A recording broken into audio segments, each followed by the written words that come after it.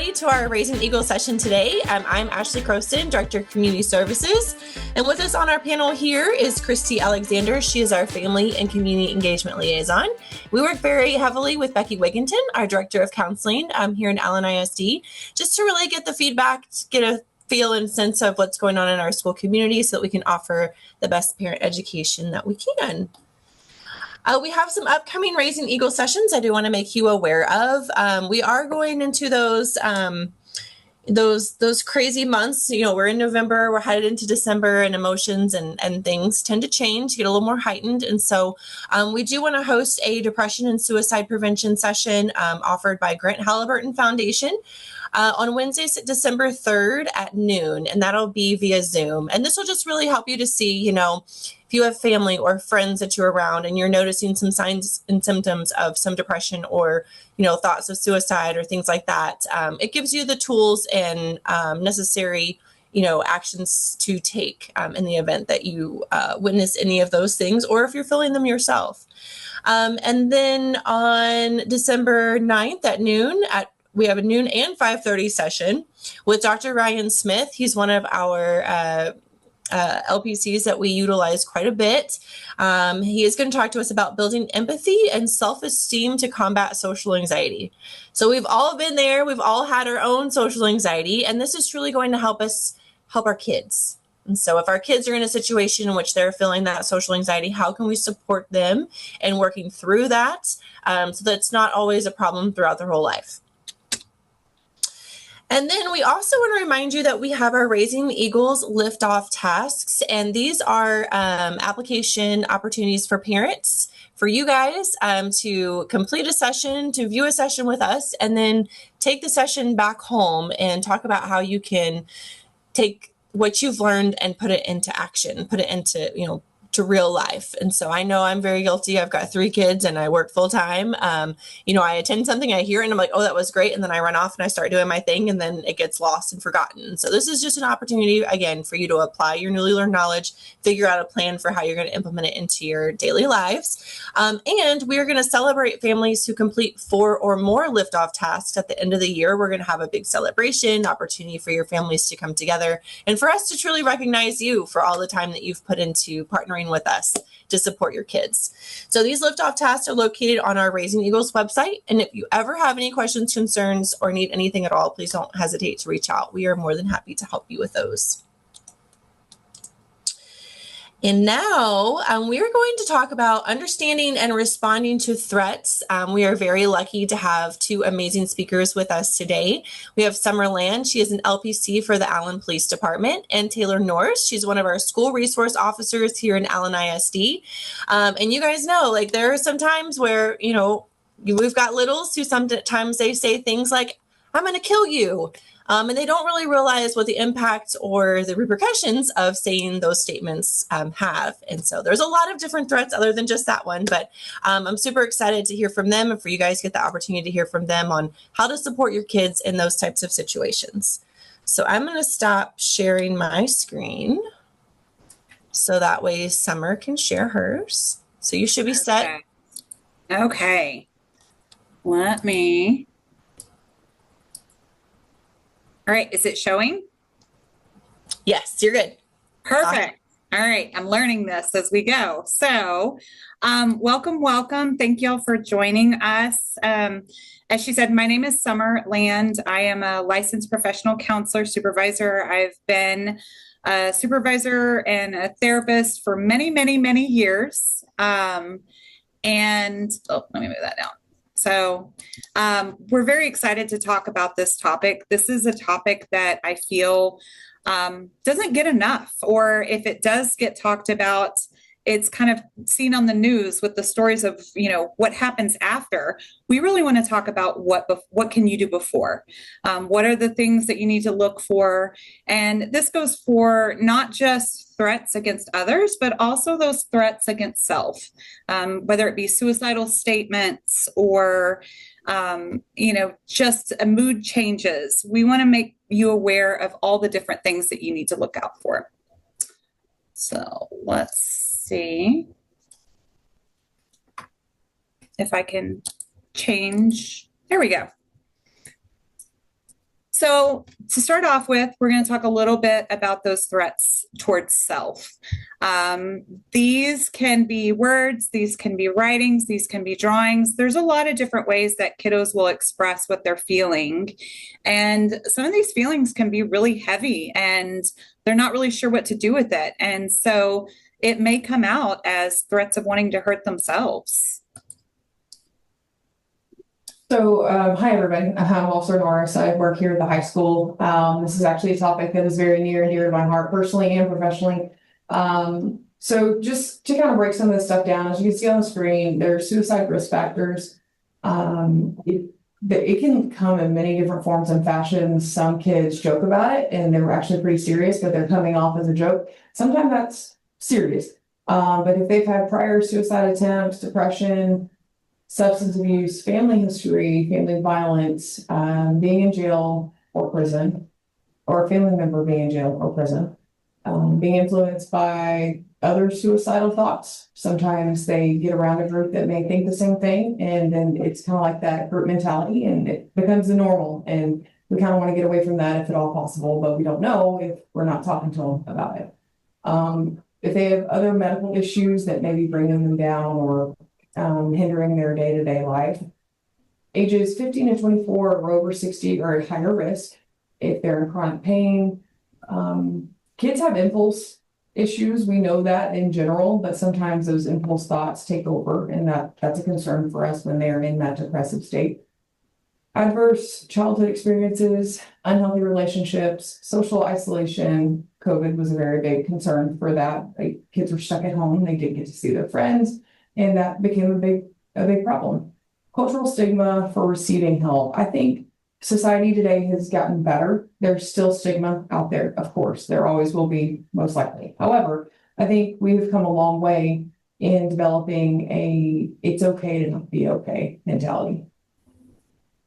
Well, and I know that, for a lot of the generations that we're seeing right now, they've been through COVID. They went through the lockdown, and that had a large effect on many people.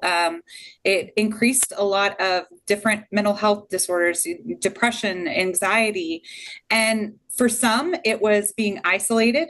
For others, it was having to return to school. And that was a really hard leap for some kiddos. They were more comfortable at home, away from people, and now they're being thrown back into it.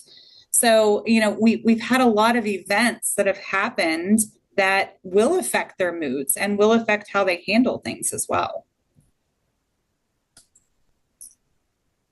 Little warning signs we want you guys to be able to look out for: stating they want to die or kill themselves.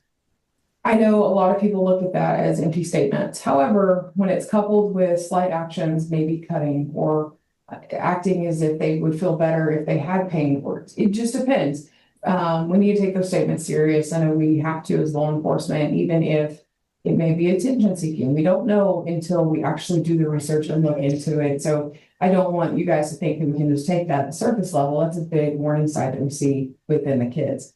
Talking in extreme feelings, discussing, planning ways to die, guilt, shame, withdrawing, sleeping, eating habit changes, extreme changes in emotions. And you may see some kids, or adults for that matter, want to wrap up their final things that they haven't completed yet, whether that's a to-do list at home, if they don't want to leave it for family, or if they want to finish out the school year.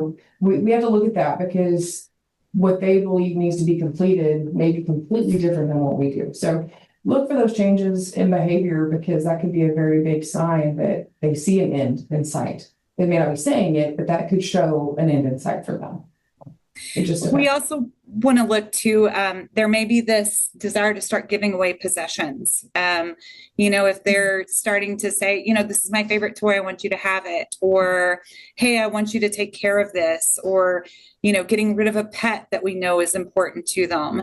Those are ways that they're starting to kind of, those could be possible warning signs that they're having these thoughts and have a plan to act on these and are trying to take care of the things that are important to their life. Social media, you may see some posts on social media too, where that wrapping things up, like, hey, I just want to tell you all how much I love you, or, the text messages, things like that. It's okay to ask, what does that mean? Tell me a little bit more. Is there something behind that? You can always ask those questions to kind of find out, is this just somebody who's wanting to show gratitude towards those around them? Or is this someone that's really dealing with some heavy thoughts and feelings? Oddly enough, and I think Summer could speak more to this, but we see it's not the very low, I want to sleep a lot, depressive state that is the most concerning for us. It is the way back up when they started to get that energy back to where they may actually have the energy to see through whatever plan they may have or have considered. So we have to look at those changes in behavior as a positive, however, still monitor that, because that could just be their way of coming out and saying, I've made this decision. I've come to peace with my decision. Here we go. So there's definitely different stages you have to look at. It's not just that low depressive state to pay attention to. And that exactly what Taylor was saying is when they're down in that depressive mode, sometimes they don't have the energy, they don't have the drive to do it. It's when they're coming out of it that they may have that energy to follow through with a plan.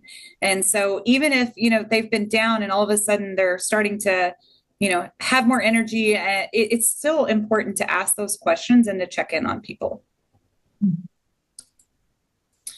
So there is a correlation between suicide and mental health disorders. I think a lot of times we have that discussion of nature versus nurture, and they both play a part. It's really important to recognize that there may be some genetics that kind of make people more susceptible to anxiety or depression. Does that mean that they're going to have suicidal thoughts? No.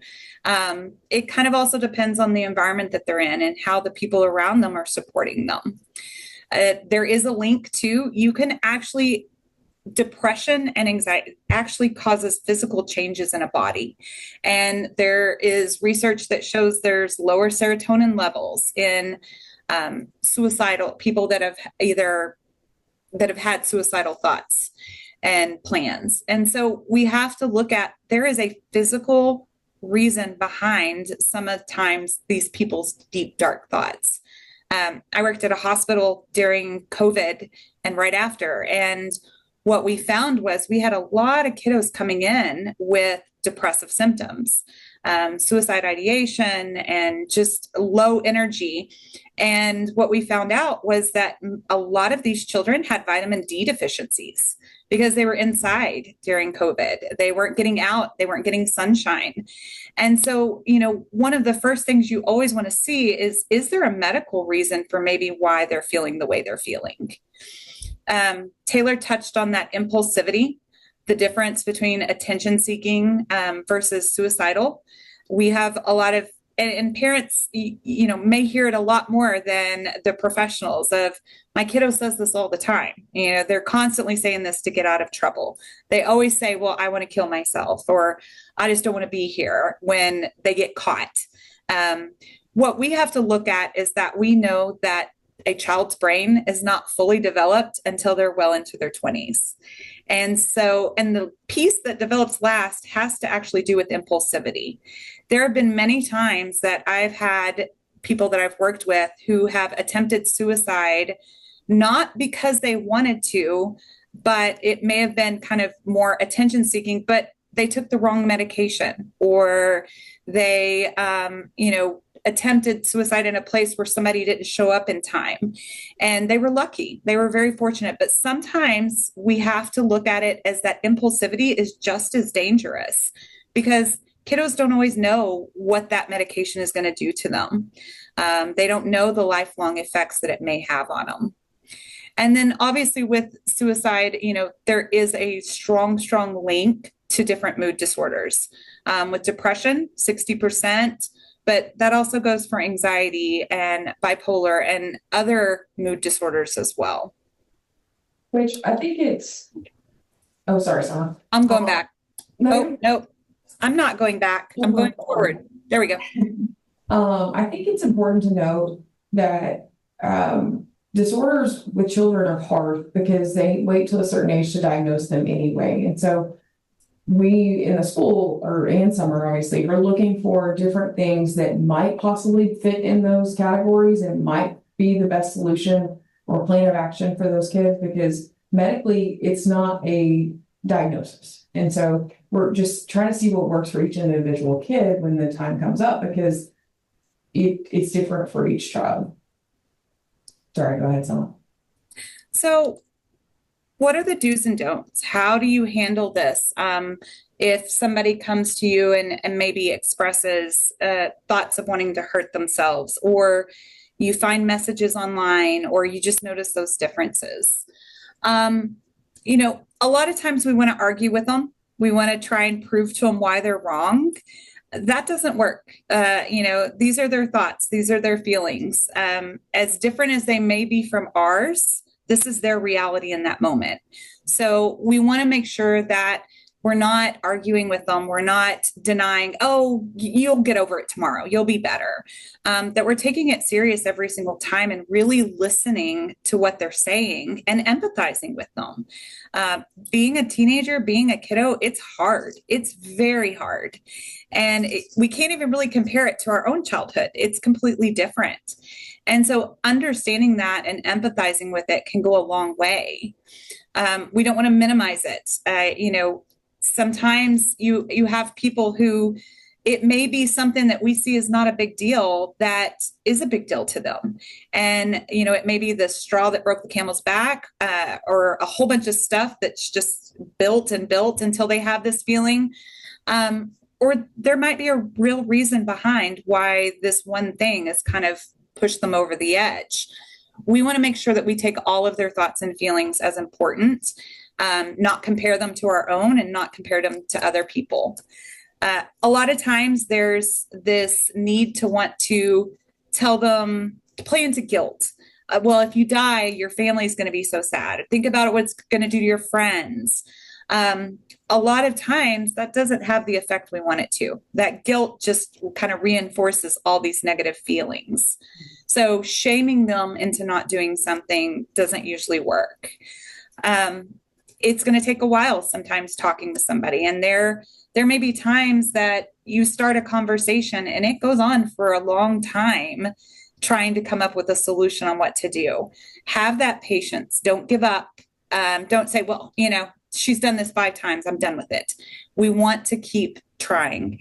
And I think the last thing we ever want is somebody to feel like somebody's given up on them and or they don't know what to do. It's okay to also ask for help if you have kind of come to the end of what you can do. Hey, you know what? Let's get somebody else in here, or let's call one of the hotlines to help with this. We don't ever want to make promises of, I promise you're not going to have to go anywhere. I promise I'm not going to tell anybody, because there is a likelihood that they may have to go somewhere to get better. And there may be other people who have to know what's going on. Being gentle, being kind, listening, asking very direct questions is really important. It is okay to ask somebody, are you having thoughts of wanting to kill yourself? That is a question that you're not going to put those thoughts in their head. They are already having those thoughts if they're there. And there's no other way to say it, but that direct question is going to help you kind of determine what's going on. There's a big difference in saying, I just want to go to sleep and not wake up. That can mean a lot of different things to different people. And so asking for that clarification rather than making assumptions is really important. Focus on what you can do in that moment. What can I do for you right now? What's going to help you? They may need a hug, or, you know what, I need something cold to drink. There could be a lot of different things that in that moment, it's not going to solve it, but it's going to just maybe comfort them in this moment with these big, heavy thoughts and feelings. Connection is the most important piece of it all. The listening. We have a tendency to want to talk a lot and not listen. In situations like this, we want to do the opposite, where we listen a lot more than we talk. Is there anything you want to add to that, Taylor? Yeah, I think it's important for everyone to know it's a hard process. It's tough. No matter how many times you've been through it, no matter where you may be in the process, it is a tough process. And something that works one time may not work the next time.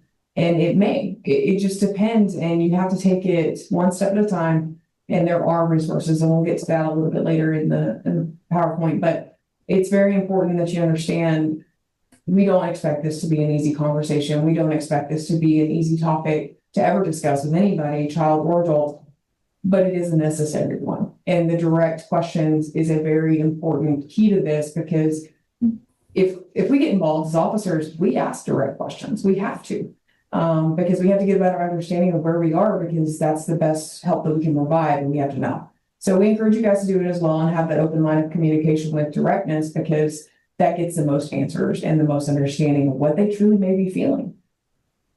Well, and I think in the same term, it's also important to talk with your children about this, because a lot of times peers will go to other peers with these heavy thoughts and feelings before they'll ever come to an adult.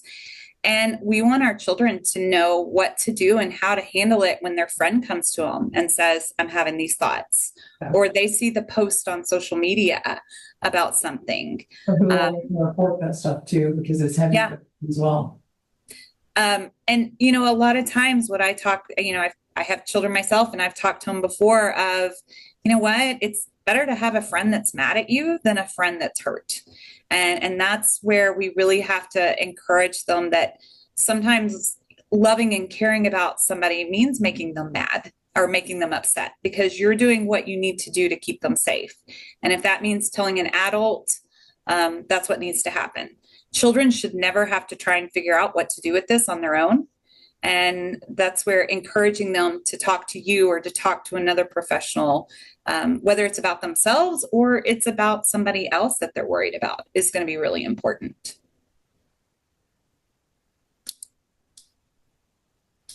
So as far as law enforcement's response, if there is a call that comes out for someone who is having thoughts of suicide, law enforcement collects as much information as possible. So the reporting party, the person that calls it in, they're going to talk with that person to find out, when was this said? How was this said? The context, if it was through text or social media, can we see the posts? Can you show us what was written? Gathering as much information as possible to find out, is this credible? Is this something that needs to be looked into further? Or is this somebody that just said something that has no, intentions of acting on it? Where were the threat, when were they made? Is there any concerns? What does their history look like? Have they had attempts in the past? Or do they have a therapist right now or a psychiatrist that they're seeing actively? Do they have a plan of wanting to harm themselves? So gathering as much information as possible to make the decision that's best. If there is this immediate need for intervention, a lot of times law enforcement's going to rely, parents love their kids, and parents want to make sure their kids are safe. And we are very fortunate in this community that parents are going to do whatever they need to do for their kiddos, and they will take them to the hospital if law enforcement recommends it. If we are unable to find a parent, or if it is an adult and they need to go to a hospital, we have something that's called an APOW, and that is an apprehension by police officer without a warrant. That basically means that the police will take you into their custody to transport you to a hospital to be assessed.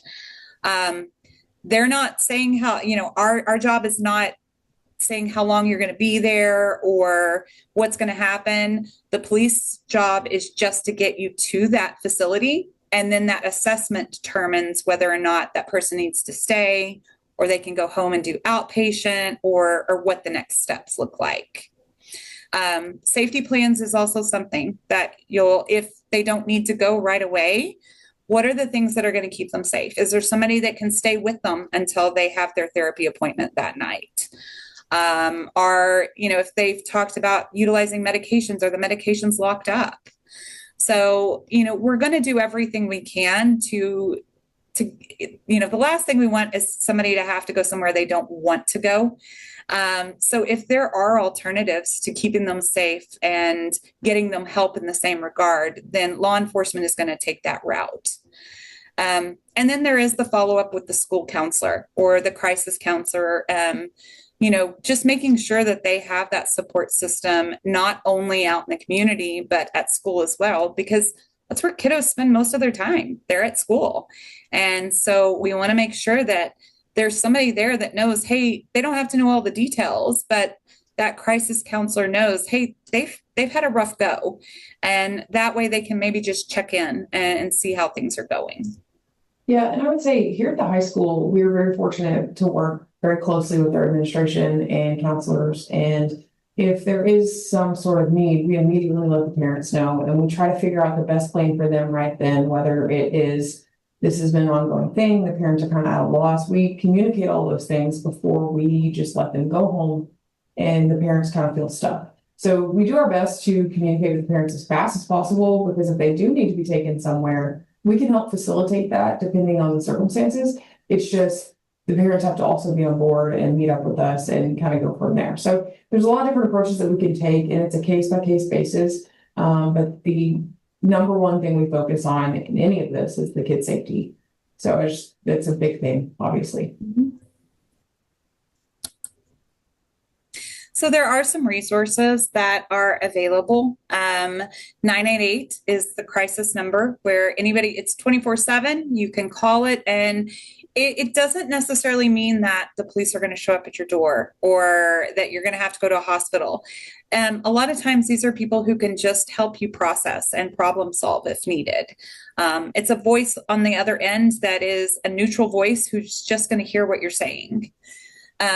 LifePath is our mental health provider for Collin County.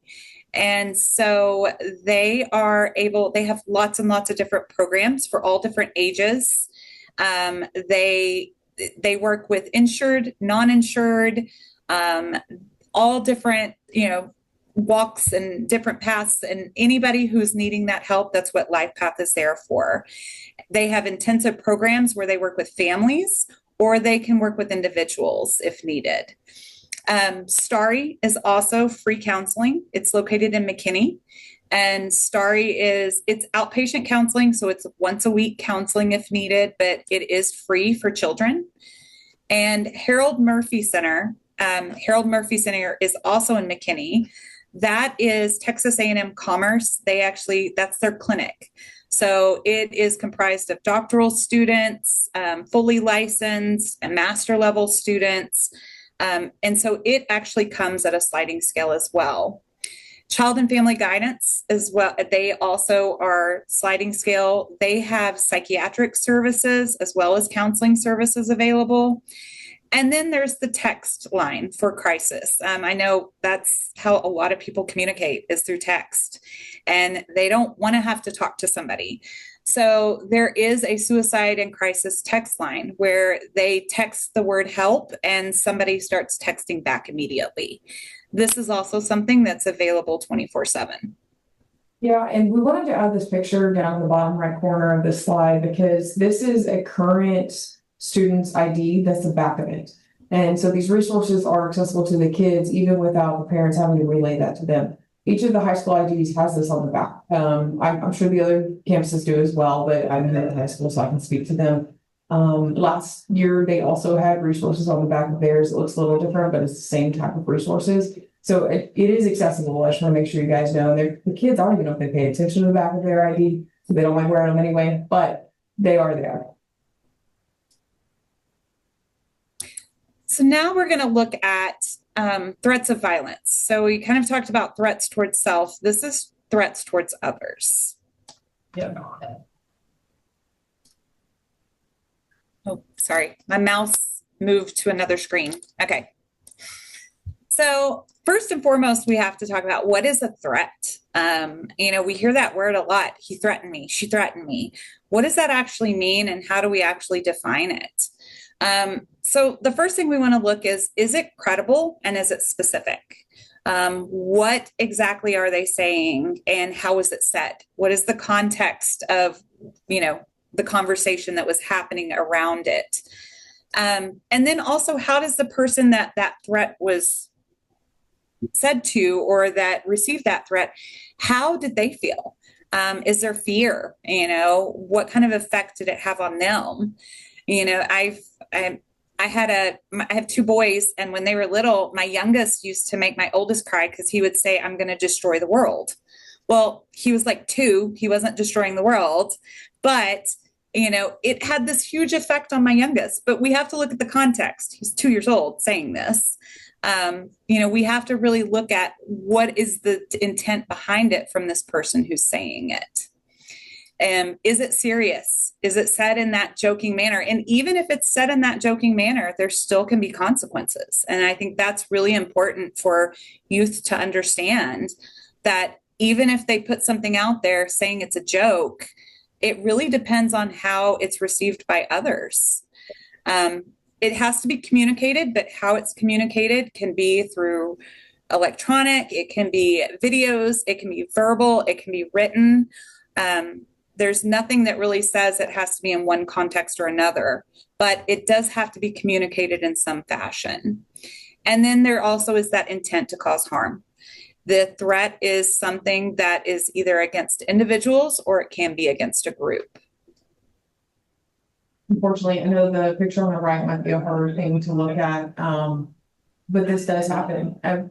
That this was not Harry Allen, I'm going to clarify that. But it does happen. We've had situations where kids have said that to other kids in the hallway or whatever the case may be, and of course it raises alarm, and we have to respond to that accordingly. And when we finally pinpoint who might have said what, well, it was just a joke. It was just a joke. I didn't really mean it. It was talked about a game or video games, whatever the case may be.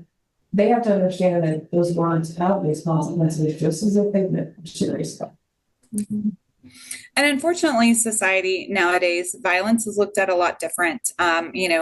Video games, TV shows, everything, there is this hint of violence. And so we have to help children recognize that that's not the norm. That's not how we react. And a lot of that starts by having those conversations. If you're watching a movie and, somebody says something, stopping the movie and talking to them about it, so that they get, this isn't how life is. If they're playing the video games, really talking about it so that they understand that this is all fiction. This is all fantasy. This isn't how we really handle things in real life.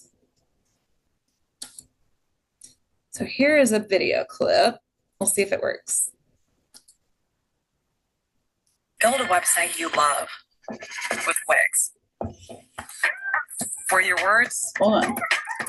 A teenager released from jail tonight says that he's learned his lesson after making violent threats on social media. police arrested the FIU student and slapped him with some pretty serious charges for threatening messages the teen says were a joke. NBC6's Jamie Garola is live outside the jail in Northwest Miami-Dade with more of what he had to say. Jamie. Yeah, after posting bond, the 18-year-old walked out of the jail here behind me. He seemed remorseful and apologized for making a bomb threat, a threat police took seriously. Oh, it was a joke. It was a joke. It was not supposed to be a joke, but it got taken as something literal. A joke, this 18-year-old says he now regrets. It was also a joke that landed him in jail for a day and could get him up to 15 years in prison. It wasn't directed at anybody specifically. According to investigators, Ronaldo Padron texted his friends in a group chat that said, "Bad things are going to happen," and "bombing a house today." Messages that Instagram red flagged and reported to the FBI. Something Padron says the social media giant should have done. I think it's right to do so. And if it was a different situation, it could have helped a really big problem. Padron is charged with writing threats to conduct a mass shooting or an act of terrorism. When Padron, an honors student at FIU, appeared in front of a judge today, she warned him about making any kind of threat. We can't joke about anything online because it's a lot of bad things happen in this world, and the police take everything seriously, and they should. Advice that seemed to stick for Padron. I think the best thing you can do is learn from it and just not repeat it, not let it repeat, and learn from the mistake that you made and be a better person. It was a joke, and it was a very bad joke, and I'm extremely sorry for making it, and I've learned all that I could in my time here, and I apologize a lot to the people that I may concern.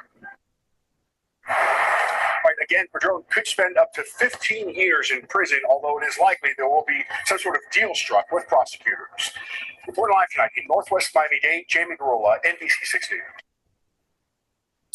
A teenager. So that's hard to watch, but that's something that happens daily, whether it be on college campuses or in schools.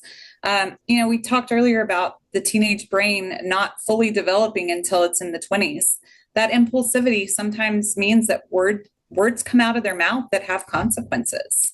And, they may say it in a joking manner and they may say it to their friends, but it really depends on how people are taking it. And, there's other ways to joke where they're not going to get you in trouble with the law.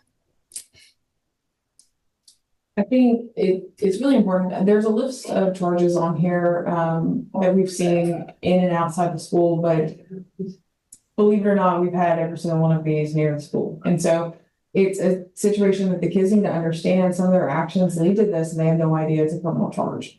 Harassment is probably the top of my list of concern because the kids will get in a argument or a debate or whatever you want to call it on social media, and then we'll go back and forth. When somebody gets mad and says something they don't mean, similar to that video, and it's taken very serious, and the person genuinely feels threatened, and then it turns into that communication should have stopped, but then they continue to send messages, and we've teetered into a harassment situation. And so it depends, because unfortunately we have had that quite a bit the last few years that I've been here, and the kids have no idea that that's what they're doing. To them, they're being funny, or to them, they are having a typical teenage debate or argument. What kids also don't consider is the fines that come with the court time, or the fines that come with trying to fight the case, or whatever the case may be. And the parents are brought into that and they have no idea what their parents are having to pay. So when we have those conversations with those kids, they're like, well, I didn't think my parents were going to be held accountable. Well, it goes hand in hand because they're kids. And that's hard, and it sucks because some parents have these conversations with their kids, but it still happens from time to time. If you guys have any questions about the charges there, let me know. But right now, that's just kind of an idea of some of the stuff we face here at the school. And again, we work very closely with our schools. So when there is something in the legal realm, or if it happened at school, there's school repercussions, but then there's also legal repercussions. And they're two very different things, but we work closely together to try to figure out the best options and best structure to move forward from. And I think it's also important in Texas to recognize that by law, you can be charged for it's 10 and up. So, 10 is what, 5th grade, 4th grade. They can actually be charged for a crime and, face the consequences with juvenile. But even that young, there are some consequences that may be legal.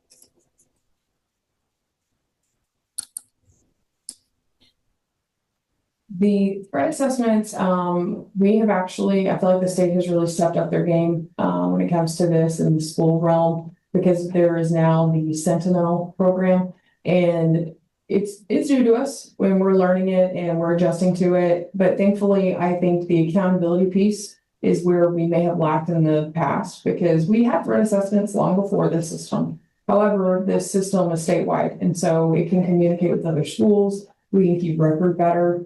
And it's very important for everyone to know that in this system, if a threat assessment is done on a child, it can stay with them until they're 25. And so we take these very serious. If we're having to do one of those assessments, it's because there has been some outrageous statements or actions done. It's not just taken lightly, oh, they were kidding, so we're going to slap it on them. No, there's a lot of consideration that goes into this, because it does stay with them until they're 25. And again, the accountability piece that this program is providing, I think it's going to help, because if a student goes from one district to another, they can communicate the behaviors and concerns that they may have had at their other school. The overall idea here is we want to stop any type of violence, but school violence is obviously the core focus of that program. We also have a threat assessment team within the police department, and it's a different team. We have some from every division in our department. Summer is obviously a big piece of that, but we work together, and it's more based off of a FBI structure. And it's effective. We can look into it. We can interview plenty of people, and if we do a PD threat assessment, it's a very different style threat than maybe the school threat assessment. And there also is, for most counties, there's also county teams. And, threat assessment is something that I know law enforcement, from all different angles, whether it be FBI or Homeland Security, everybody takes very serious and is starting to figure out that we need a better system in helping. It's not just about identifying a threat, but it's what do we do? How do we help somebody who may be on that pathway find another way to deal and to cope with life?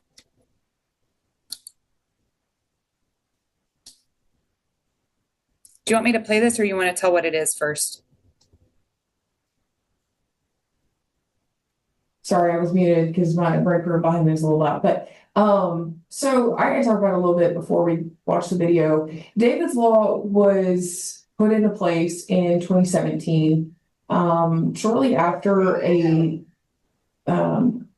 kid named David Malak, I think is how you say his last name.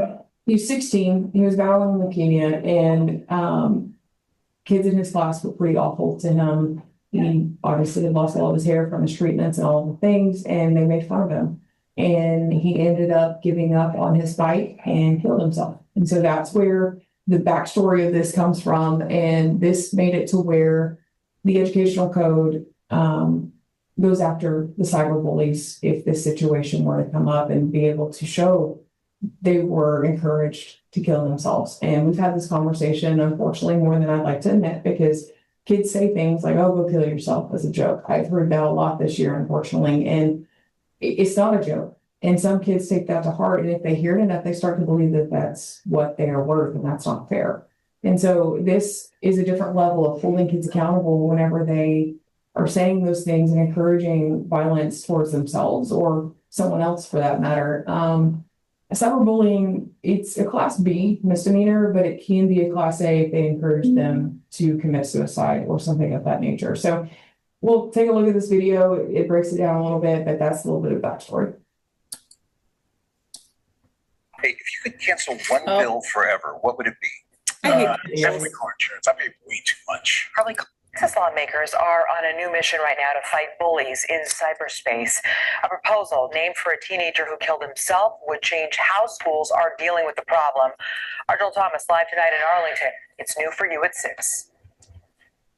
Yeah, and the kids today, when they leave their school, they can't just walk away from bullies because they're bullied right here, too. In fact, that proposed new law would be named after a young man who was so tormented by cyberbullies, he killed himself.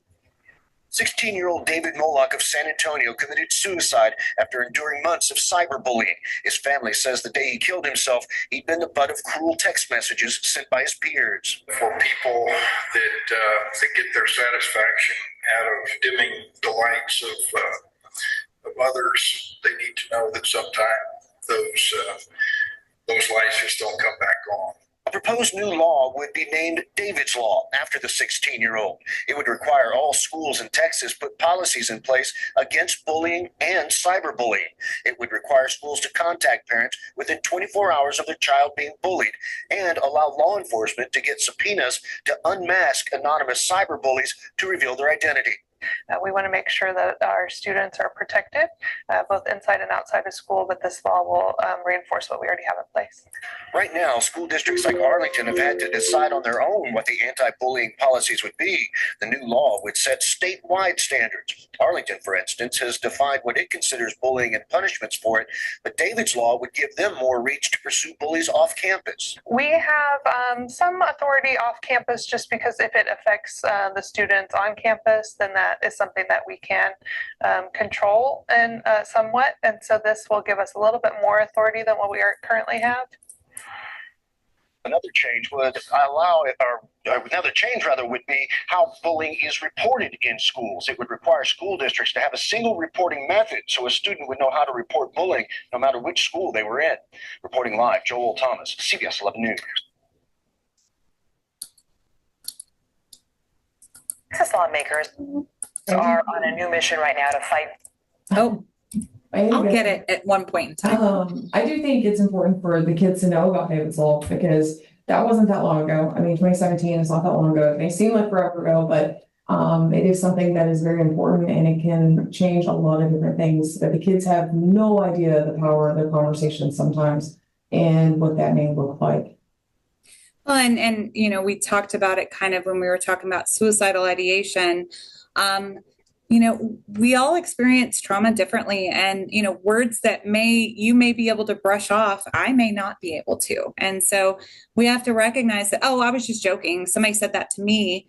It's not necessarily about how you take it, but it's how that other person may. And we don't always know if those words may be the words that kind of push them into that dark place.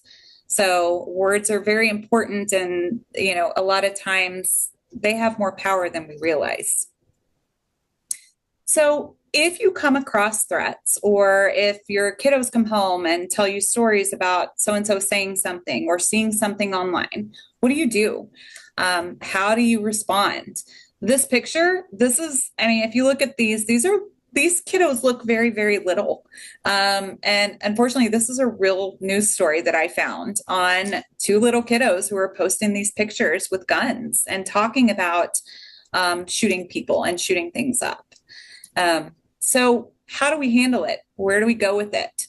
So I think the first thing is prioritizing safety. If this is a direct threat against you, it's making sure, you know, are you in a safe place?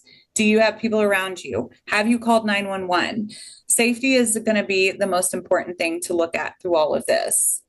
Staying calm. It's easy to kind of get into that panic mode of, what do? I just found this message, or somebody just said this. Kind of staying calm. If you're able to interact, if it's somebody you know and you're interacting with them, or it's a friend, talking with them. Hey, tell me a little bit more about this. Like, what does this mean? I noticed you posted this yesterday. You know, tell me a little bit more. A lot of times when we ask questions, people want us to ask questions. They want us to say what's going on. And I think a lot of times we don't do it because we don't want to offend them or upset them or make them think we're worrying about them. People want that. And so asking that, hey man, I'm worried about you. That may be what it takes for them to kind of let you know what's going on and be able to get them the help that they need. If you see something, say something.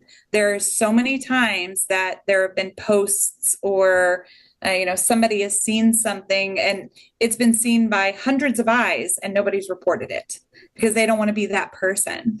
Be that person. Be that one that calls law enforcement, that calls into the school and says, hey, I don't know if this is something or not, but I want somebody else to look into it. Let the professionals, let law enforcement, let them do their due diligence. If it's nothing, it's nothing. But it's better to err on that side than the other one. And sometimes we have a situation where somebody sees something and they're like, well, I'm sure somebody else reported it. We'll see what happens. And it's like, that's a gamble, you know, and I don't think it's a gamble worth taking. Yeah. With that, if there are messages, if it's on social media or it's text, save them. Save anything that's there. If it's a writing on a piece of paper, save it. All of that is going to be needed for later on down the road. And then report it to, you know, whether it's the school that you need to report it to or it's law enforcement. Make that report so that the professionals can determine what's going on. A lot of times I think we're scared to make a report because we don't want to get somebody thrown in jail. We don't want to ruin their life. Making a report does not mean they're going to jail. Making a report does not mean that they're in trouble. It may mean that they get the help that they're needing. And that's important to recognize, is that it's not always about consequences and punishment. Sometimes it's just about support and help. And monitoring your child's social media. That, you know, see what they're saying online, look at what's going on. Having access to all of that is so important. I know a lot of times kids will say, well, that's mine, it's private. If you're paying for that phone and you're paying for that line, privacy doesn't exist. And not only that, but if it's online, there's no such thing as privacy when it's online. It's the World Wide Web. So, you know, helping your child understand there are rules put in place for a reason. And it's not just about them, but it's making sure other people are safe too. I have to tell my kids a lot of times, I don't I worry about you, but I worry about people around you more because, that's where we don't always have control. And so watching their social media, seeing if there's things in texts, those are really important as a parent for you to do. And I would say with the cell phone laws changing here in Texas, we have seen less reports of stuff on social media. I don't know if that's because they don't have as many posts or if kids are just not seeing it and wanting to talk about it as much because they're not seeing it at school. So I don't know. So keep that in mind too. There may be just as many posts and disturbing things online that we should know about, but we aren't getting those reports because they're not seeing it here at school. So it's not in front of their brain. So what are the resources that are out there with threats? Taylor, I'll let you talk about the first couple because they're more school related. Yeah, so the Say Something app is a little bit of a transition for the district this year. Last year we had tip 411 and we would see quite a bit of traffic on there, whether it was I saw a car wreck in the parking lot, it involves these two cars that they drove off, or a possible bait or a possible suicidal kid. It just depends, and so we have Say Something that's here in the school now. And we're not seeing as many reports on that as I felt like we were seeing in tip 411, but it is new. So I think it's a transition. So you should talk to your kids about the proper ways to report stuff. Going to the house office. I know a lot of people want to remain anonymous, but I think it's important for the kids to also know when we do these investigations, we're not name dropping them. We're not saying, hey, so-and-so told me that you said this. It's not that, so we're very discreet in those reports. So let them know if there is something to report. We're not going to throw them into the mix of things. We'll have those conversations and do what we need to do as if it was anonymous, but it's important that we know. We have an open door policy as SROs. We have 2 offices here at the high school, 4 officers total every day. And it's important that kids can come in and talk to us. If our door is open, walk right in. We'll talk to you anytime we can. And then if you see us in the hallway, stop us and talk to us in the hallway. That's why we're here. That's our job. There are a lot of different organizations too that have information on threats. You can actually make threats through the FBI's website. They actually have something to where you can, put your threats in anonymously and they will investigate it on that level. They have a lot of different information too for the public on threat assessments and how to handle them, what to do. The Secret Service has their own website with threat assessments and they have handouts and flyers and different information for different ages as well. National Center for School Safety. And then there's the Texas School Safety Center and then schoolsafety.gov. These are all websites that have different toolkits. You can order different booklets if needed to put out in public places so that people are aware of what to do when they hear something or see something that may mean something else and how do I handle it and where do I go with it. So here is our contact information. Like I said, I work for the police department. I'm a therapist. I don't get to carry a badge or anything fun, just normal clothes. But if you need anything or need those resources, that's kind of where I come in, is helping connect people with the right support when needed. And then Taylor's information, she's at the high school, so she's easy to find in the high school, except she's the same height as most of the students. Hey now, be easy. I do get lost in the crowd when it's passing period. It's a lot of kiddos. But I'm definitely here at the high school.